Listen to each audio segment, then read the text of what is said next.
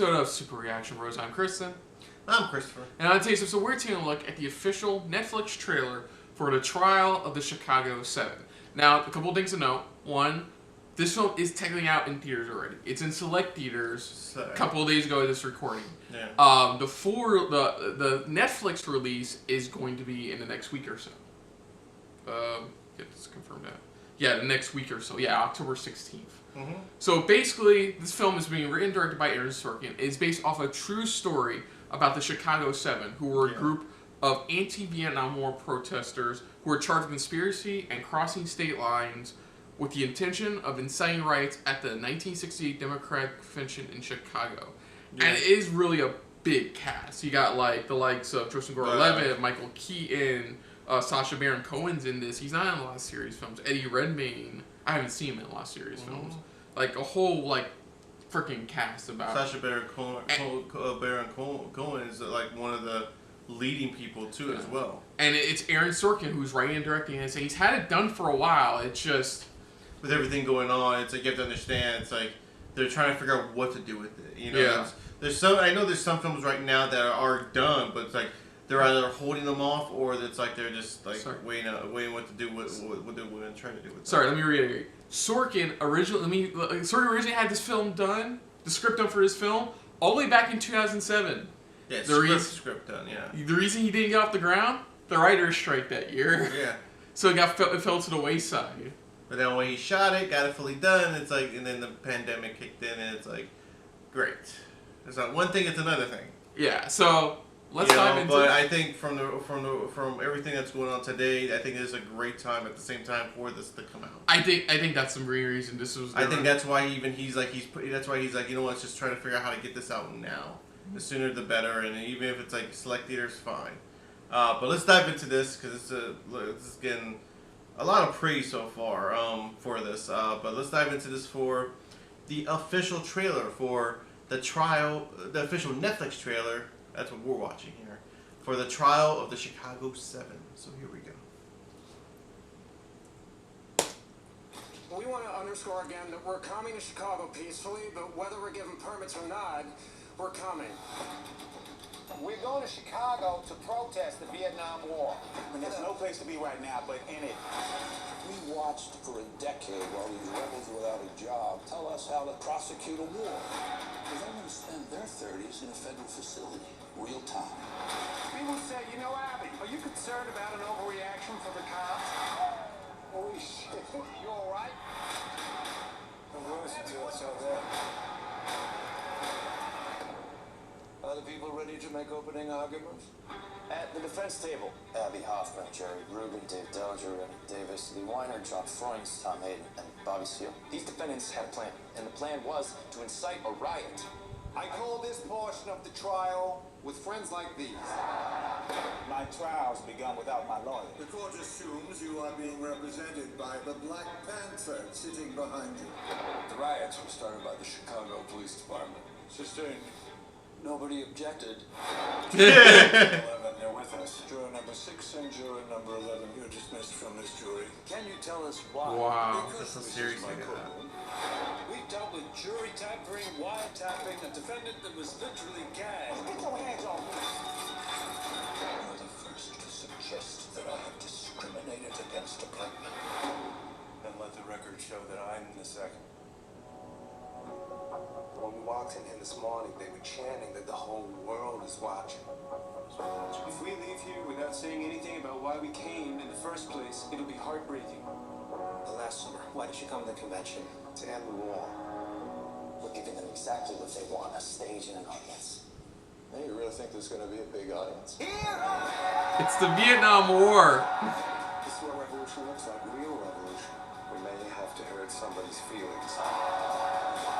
Is this prosecution politically motivated? Trying to hear you, it would be impossible for me to care any less what you are tired of.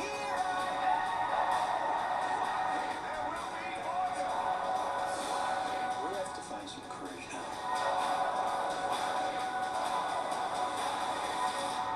How much is it worth to you? What's your price?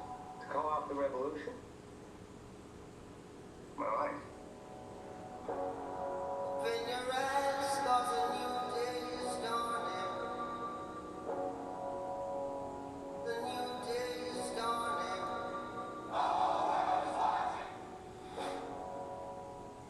I got goosebumps on that one. That part, yeah, that looked good. Not surprising. It's like Aaron Sorkin knows how to do like films revolving around like the government and stuff like that. Yeah. Like he's best known for like what, The West Wing. Yeah, he's best known for like The West Wing, which our father absolutely. I know he's known for our stuff, but like at his core, a lot like even our father loves his stuff. I understand that, but there's more than just one thing surrounding the person. Sometimes I know there's a whole bunch of other things. I'm not saying like he's just remembered for one thing. He's mentioned for a whole bunch of. But things. Anyways, the film itself looks good. I mean, what can you say? Like, it's hard to say that, you know... It's hard to say anything, really. It's just, it looks good. I think the acting itself is really well done. Not a lot of people know the real story behind this. A lot of people... There's some movies pretty much where... you know, like we always mention, that there are times when it's like... You know, it's like, why didn't we hear about this, or why didn't we know about this, or anything like that? And sometimes history needs to be told, especially during a time of, like, a crisis, especially what we're going through in today's society and things like that. And it's, like, showing that it's, like, we always go through this, you know, in different time periods, different generations. Every generation goes through something similar like this. And this is just showing that one time it made a difference at some point. Yeah. You know, and... Aaron Sorkin did a great job writing this. I mean, he did a phenomenal job writing this, telling the story, their story of what went down, what happened, and everything. You know, and for him, like he said, he finished writing it back in the day. And you understand why he couldn't. He pretty much finished writing it at the time because of that. What was going on there? But now it's like I now understand why he would want to It's like let's get this out the sooner the better because. This is really sending a message to everybody, you know, the way, you know, especially just the mood that it's in, the mood that it's trying to tell, the explanation, everything from all sides, from all points of views. Where this is like it's a serious matter. It's just a matter of who's going to be stepping up to take that shot, you know. So, it's like I said, Aaron Sorkin is doing. He does a phenomenal job. He knows how to develop, you know, the right type of performances, you know, what to work with and pretty much the right type of storytelling he's looking for in his films or anything he shoots. So, but you know, it's a type of thing where it's like I understand why it's like it's also coming to Netflix. It's only in select theaters for now, which I understand. But you know, it's like okay, I'm glad they're still going to be releasing at some point on like some type of streaming service. Right. Yeah. So not much to say other than that. Like I said, looks good and. Wouldn't mind checking out. So, other than that, if you're new to the channel, you can hit the like button. If you want to talk to us more about stuff like this, comment down below. If you want to share us around, share it around. And if you like us just a little bit more than anybody else when it comes to talking about Netflix original films like this, hit the subscribe button down below and hit that bell icon as well. Let us know what you guys' thoughts are on this trailer overall. It pretty much is as accurate as it's going to be told, especially for those who actually know the amount of the story, you know, if you know just enough to get by, or even for those who know the details of everything that probably went down, it's just as close as we're going to get to like them explaining what really went down, what really happened, everything, you know, trying to send that type of message. Put down your thought of our reaction overall to this trailer, but most importantly, we thank you for watching. So until next time, I'm Kristen. I'm Christopher. And this has been a very Chicago-filled episode of SRB. See ya. Later.